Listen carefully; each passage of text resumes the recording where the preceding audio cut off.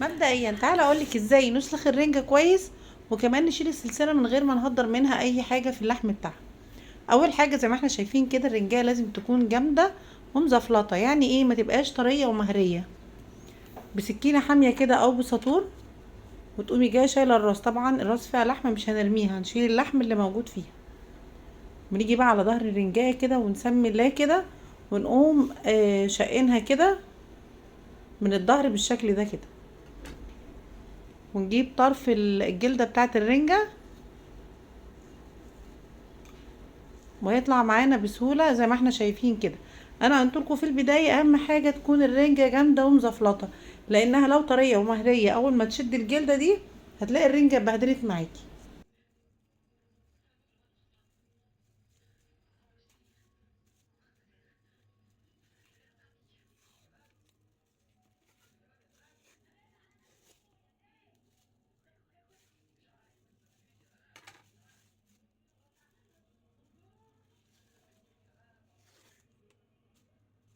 زي ما احنا شايفين كده طريقة السلخ كانت ما شاء الله سريعة، والرنجة سليمة زي الفل. بعد كده بقى هنضف ايه بطن الرنجة. هشيل البطاريخ اللي فيها. طبعا دي بطاريخ ناعمة، مش البطاريخ اللي هي مخرزة الناشفة.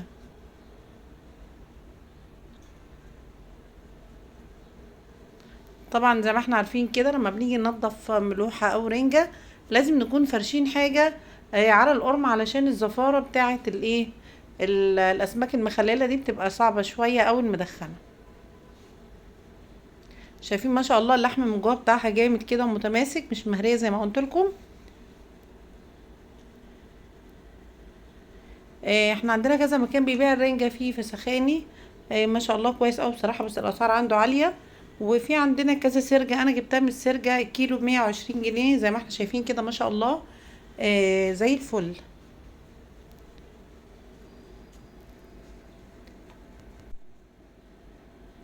نشيل بقى الايه الجلدة الرقيقة اللي في البطن دي بتاعت السمكة.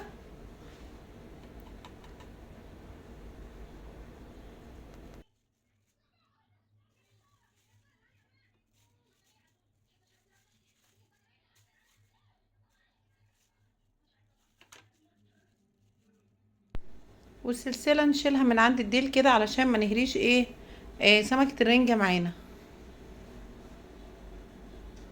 شايفين ما شاء الله سلسلة طالعة نظيفة.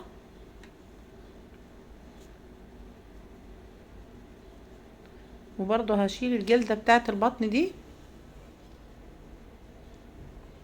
زي ما احنا شايفين كده. خلاص كده بقى سلخنا الرنجة وشلنا السلسلة. هنقطع اللحم بتاعها بقى قطع زي ما احنا شايفين كده.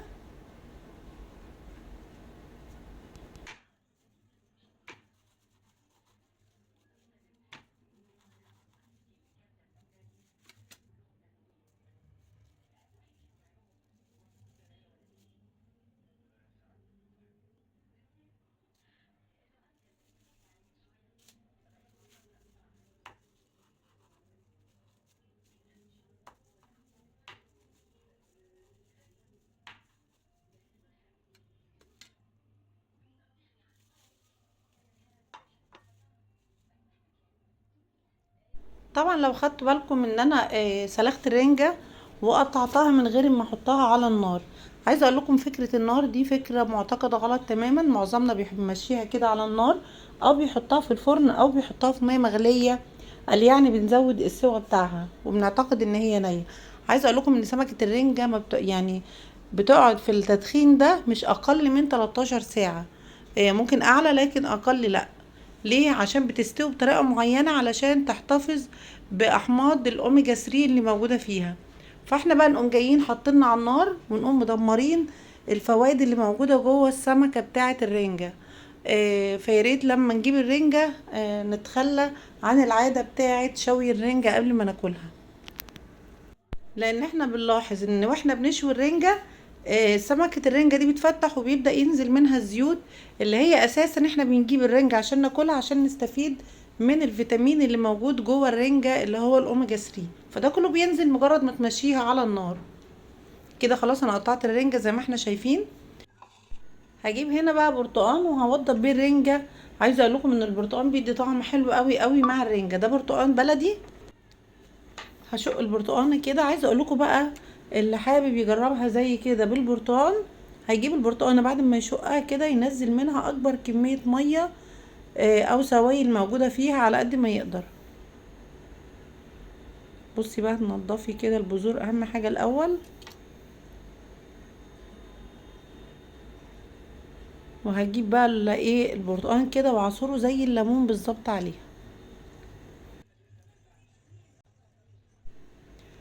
بعد بقى ما اعصر عليها البرتقان، هجيب بقى شوكة كده وهفتفت كل اللحم بتاع الرنجة.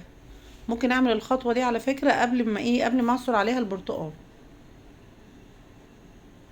كده خلاص بقى انا قلبتها كويس اوي في السوائل بتاعة البرتقان. هجيب بقى برتقان تاني واقطعه قطع صغيرة كده واقوم حطاه على الرنج. عايزه اقول لكم طعمها حلو قوي قوي.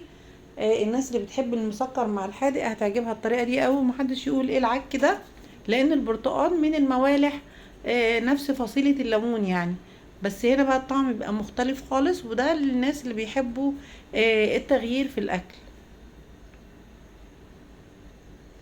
هبدا بقى اقطعه قطع صغيره كده واقوم حطاه مع الرنجه. وانت بتاكلي الرنجه لو عايزه تجربيها بالطريقه دي، آه، تحاولي تاكلي قطع البرتقال مع الرنجة علشان تحسي بطعم البرتقال في الرنجة، لان الرنجة بيبقى طعمها طاغي على اي حاجة.